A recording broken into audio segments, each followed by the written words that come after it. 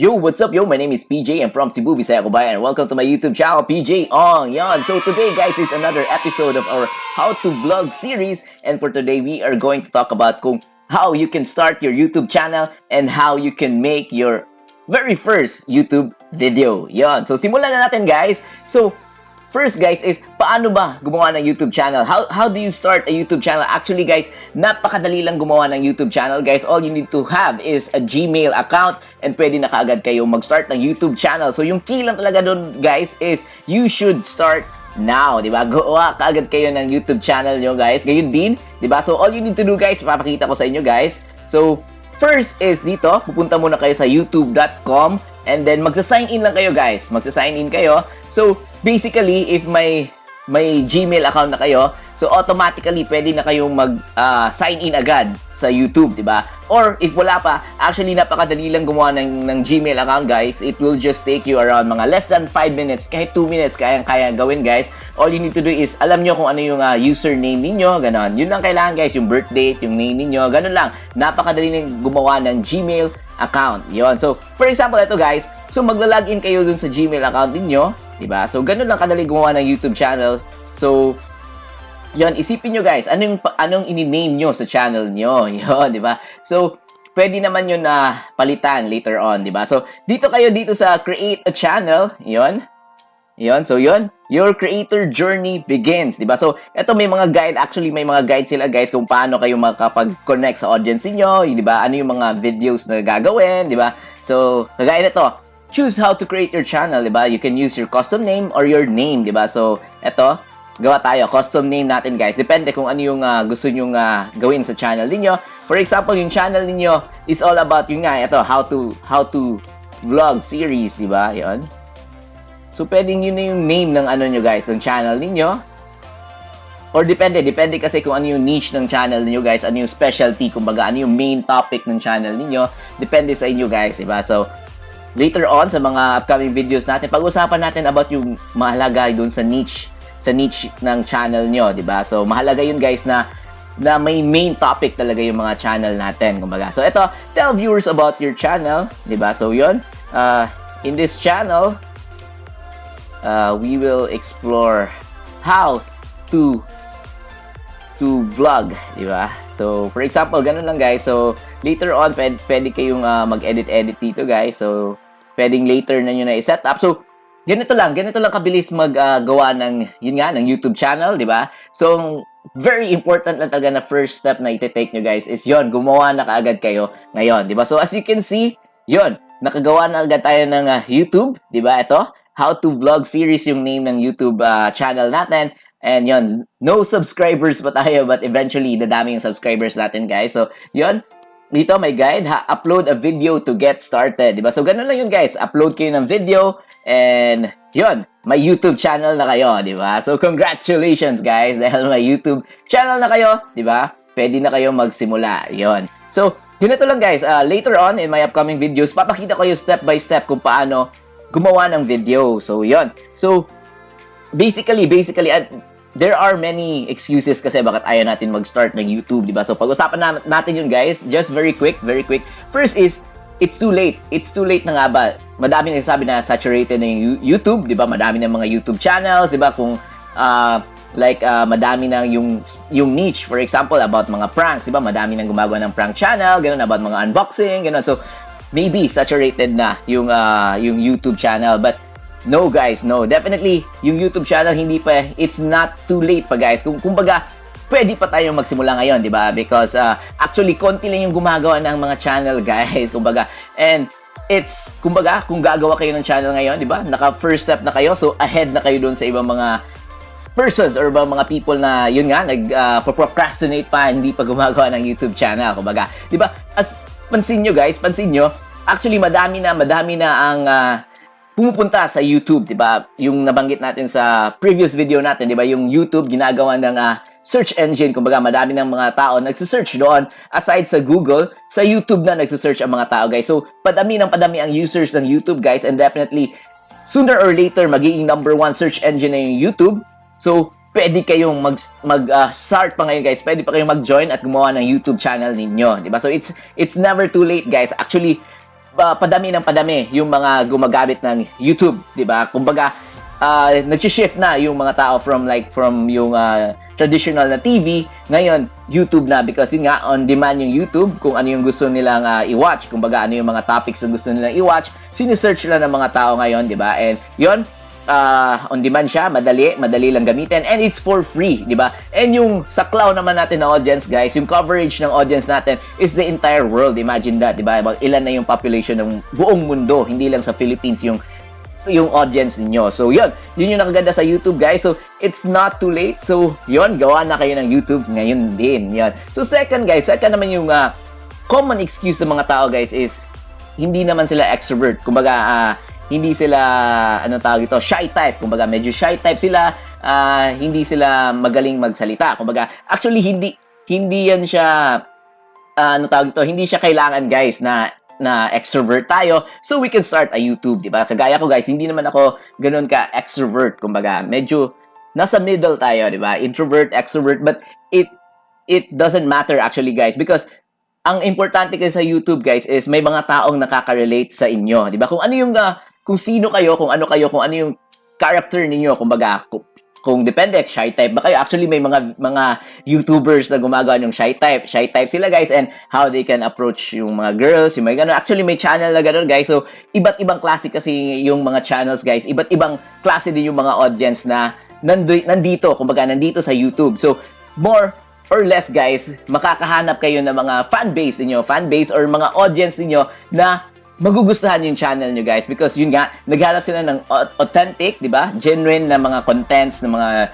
YouTube creators, kumbaga. So, yun lang, guys. Sa simula, yun nga, medyo konti pa lang yung nagsasubscribe sa atin, konti pa nanonood, but definitely, guys, upload lang tayo ng upload, and eventually, yung fan base natin or yung mga subscribers natin or yung audience natin, makakapag-connect tayo, guys, kung sino man yung somehow makaka-relate sila sa ating personality, gano'n, sa ating ano yung pwede nating ibigay na value sa kanila, kumbaga. So, yan, kahit introvert, extrovert, kahit ano pa yung nyo, guys, it doesn't really matter, di ba? So, yung nagmamatter lang talaga, guys, is you can give value, kumbaga. You can give value with you sharing your experience, your knowledge, di ba? Dito sa YouTube, and definitely may mga magse-search doon sa mga yung nabanggit natin previously, yung mga how to, di ba? How to cook, paano ba, di ba? Madaming nagse-search dito sa YouTube, and eventually, makikita nila yung channel niyo, and they will find value sa channel niyo, lalo na pag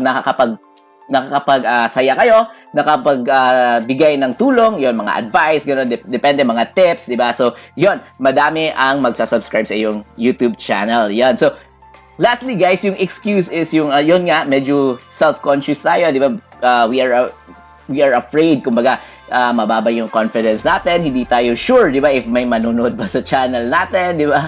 If, yung iba nagsasabi na sa mga gwapo and mga gwapa, sa Bisaya, gwapo and gwapa lang yung YouTube channel, but no, definitely it's not, guys. If you can see, mas madami pang mga followers or subscribers yung, anong tawag dito, guys, yung genuine yung mga content nila, kung sino sila, kung ano sila, kahit hindi mga artista, guys, kahit yung, ordinary people lang, kumbaga, dito sa YouTube channel, may talaga, guys, may pag-asa, kumbaga. So, yun, hindi yun anong tawag dito, hindi yun balakid, kumbaga, na yun, self-conscious tayo. So, yung key lang dito, guys, is yun. Ang nakaganda kasi sa YouTube, guys, is once nakapag-upload kayo, kahit isang video lang, guys, unti-unti nabibuild up yung confidence natin, di ba? From the start, actually, nakapag ilang takes ba ako before ko in-upload yung video ko. Yung very first video ko talaga, napakatagal ko ginawa, guys, because yun nga, I'm medyo self-conscious pa ako, and yun, eventually, I've learned to somehow, na-build up ko konti yung confidence level natin, di ba? So, yun, it takes lang practice, yun, talking, di ba? All you need to do is talk to the camera, kumbaga, di ba? Wala namang, most of the time, wala namang tao around you, but depende din kung ano yung type of video niyo. But kagaya ng videos ko, it's more on yung mga tutorials, gano'n. So, basically, yung, I'm just looking at the camera and talking to you guys. So, yun. Huwag masyado maging self-conscious, guys. And, yun, isipin nyo na sa pag-upload ng YouTube, guys, eventually, yun nga, makakonquer nyo yung mga fears niyo, yung confidence niyo mabibuild up. So, yun din yung advantage ng making or creating a YouTube channel. Yun. Aside na nakaka-help na kayo sa ibang mga tao, yun, you are also helping yourself, kumbaga. So yun. So yun guys, so wala nang excuse guys kung bakit hindi pa kayo gumagawa ng YouTube channel. So yun guys, gawa na kayo, express yourself, di ba? I-share niyo yung knowledge niyo, i-share niyo yung talent niyo guys, i-share niyo yung experience niyo so that ayun, yun nga, madami kayong matutulungan ng mga ibang tao na makakapag-relate sa inyong channel. So yun. So yun guys, so yung next topic naman natin guys is paano ba gumawa ng YouTube video and how long does it take ba for you to make a video, di ba? Depende din to guys kung ano yung mga videos about na ginagawa ninyo, di ba? If yung may mga production value, yung it's like a short film na definitely it would take you mga weeks, di ba, to make that video. But if yung mga unboxing lang guys, for example, yung unboxing videos, madali lang gawin yon, yung mga cooking video, ganun.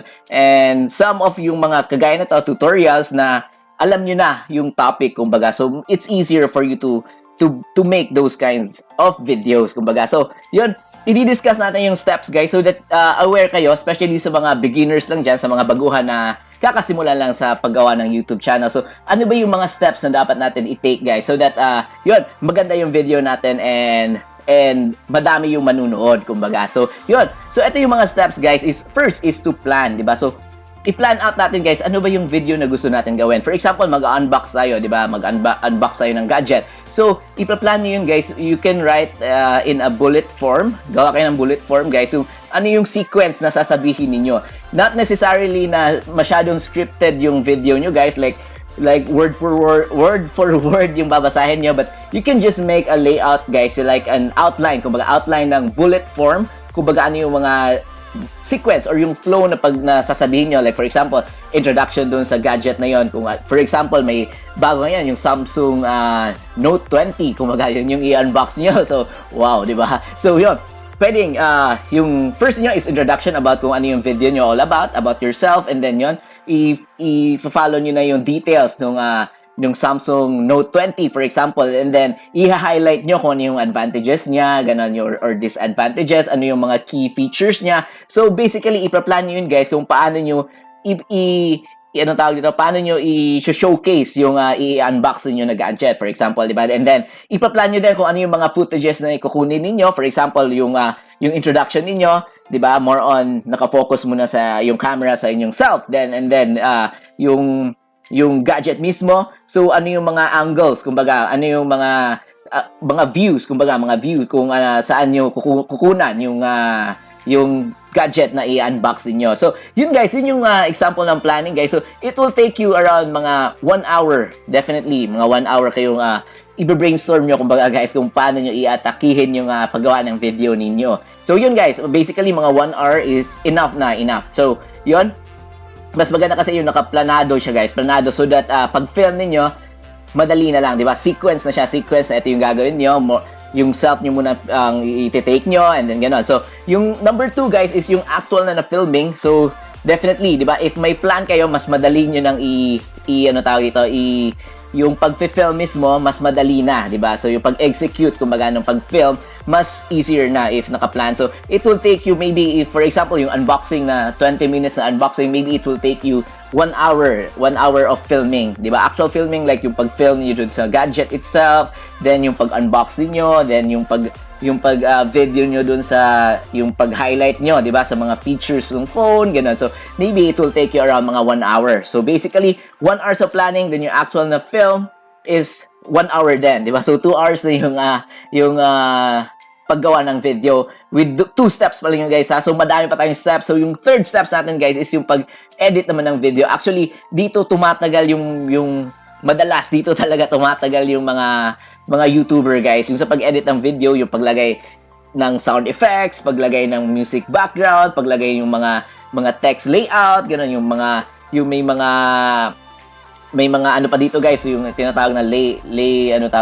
yung overlay, kumbaga yung overlay ng mga images, ng mga videos, ganun. So it would really take time, but depende sa inyo, guys. If sa tingin nyo okay na yung mga basic editing, like lalagyan nyo lang ng title, kumbaga, di ba, lalagyan nyo lang ng mga text, kumbaga mga text lang and some mga music background, yun, basic editing lang, it will take you maybe around mga 2 hours, di ba? 2 hours for that unboxing na video. Kaya yung ibang YouTuber guys, actually, iba yung pinapa-edit nila doon sa video nila so that yun nga, hindi sila mai-stress masyado, di ba? Pagkagawa ng video, yon iba yung nag-edit and then yon i-upload na lang nila or yon may time pa sila sa ibang other aspects of making a video, kumbaga, di ba? So yon, editing pwede nila i-outsource, di ba? Pwedeng sa fiverr.com, madami silang pwedeng kunan na third party, kumbaga, dun sa mag-edit ng video nila. So yon. And then fourth guys is yung more on yung details naman, yung details ng video na gagawin natin is yung title. Dapat pag-isipan din yung title, di ba? You can do some mga research, ano yung mga na i-title, ano yung mga kumbaga click, kumbaga mas anong tawag dito, mas madaming makaka-relate dun sa title ng video ninyo. So yun, for example dito, how to, ganon. Yung key dito guys is pwede nyong unahin yung mga keywords. Yung keywords talaga yung iuna nyo dun sa title ng video ninyo. So, yun, yung title, maybe it will take you around mga 15 minutes din, di ba, sa paggawa ng title. Yung something na very catchy na makakapag-catch ng attention nga, yun nga na, yun, may manunod ng video ninyo sa title pa lang, di ba? May magkiklik na at manunod ng video ninyo. So, yung next one guys is yung paggawa ng thumbnail, di ba? Very important din kasi yung thumbnail guys because ito yung una nakikita ng mga viewers natin. Ito yung mga kumbaga cover page, kumbaga, di ba? Cover page ng video natin, di ba? So, yun, yung usually yung nakalagay dito guys is yung mukha ng video creator and then yung may mga title and then may mga emojis, ganun. Depende guys, depende kung ano yung gusto nyong thumbnail, but for me, basically yung thumbnail ko actually is just my face, kumbaga, and then may mga text lang like kagaya na to, how to vlog series and ano yung about yung video ko, ganun lang yung nilalagay ko guys, and some logos, kumbaga kung logo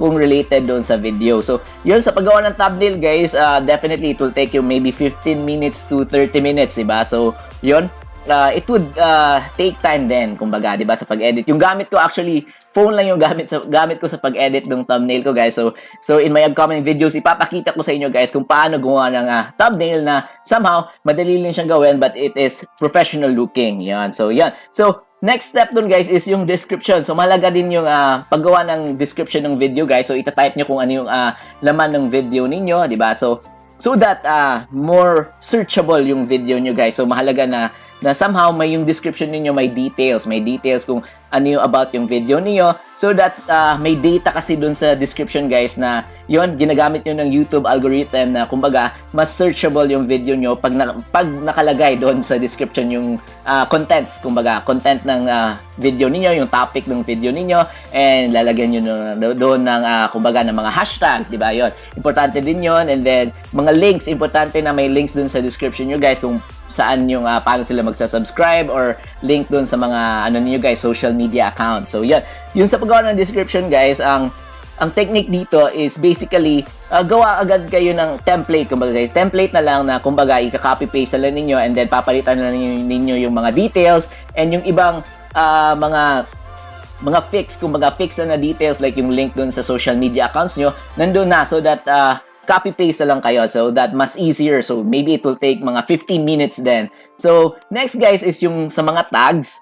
Actually important din yung mga tags guys because dito kasi pag may nag-search kasi, ginamit yung search engine yung YouTube, yung mga tags ginagamit yun ng YouTube algorithm, kumbaga pag related doon sa video nyo yung sinearch, yun, pag madami yung tags nyo all about your video, yun, mas i-recommend kayo ng YouTube, kumbaga. So, yun, important din yun, guys, na yun, kumpletuhin natin yung tags, kumbaga, i-maximize natin yung paggamit ng tags. So, yun. So, maybe it will take around mga 15 minutes din, di ba? So, yun. So, yun naman, yung miscellaneous or others, guys, ito na yung pag-upload ng video nyo, pag-check ng video nyo, di ba? Kung ano pa yung dapat yung i-check na ready na kayo to upload your video. So, maybe it will take another 15 minutes to 30 minutes, di ba? So, yun. Ilang hours na ba yung nagugol natin to make a video, di ba? Maybe around mga 1 hour dito.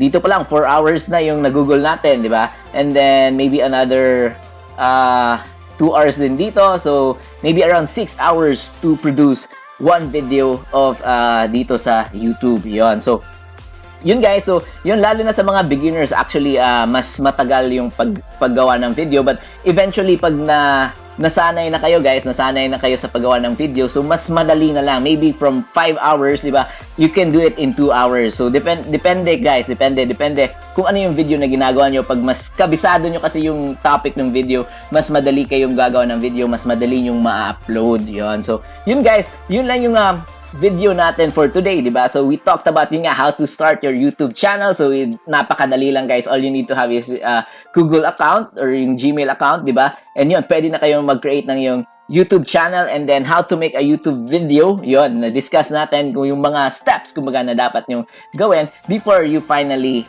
upload a video. So yun. So yun lang yung video ko for today guys. In my upcoming videos, mas in-depth ko yung pag-uusapan natin guys about yung niche ng channel ninyo, ano yung main topics na dapat yung tutukan, kumbaga, and yun, yung actual filming na, yung mga equipment na kailangan natin. So hopefully nandyan pa din kayo guys sa aking mga upcoming videos, and thank you very much for watching. If you have anything, may mga tanong kayo guys or comment or anything guys, just leave a comment down below, and yun, sasagutin ko lahat ng mga comments ninyo. So, yan. So, thank you very much, guys. And again, have a good day, and I'll see you again next time.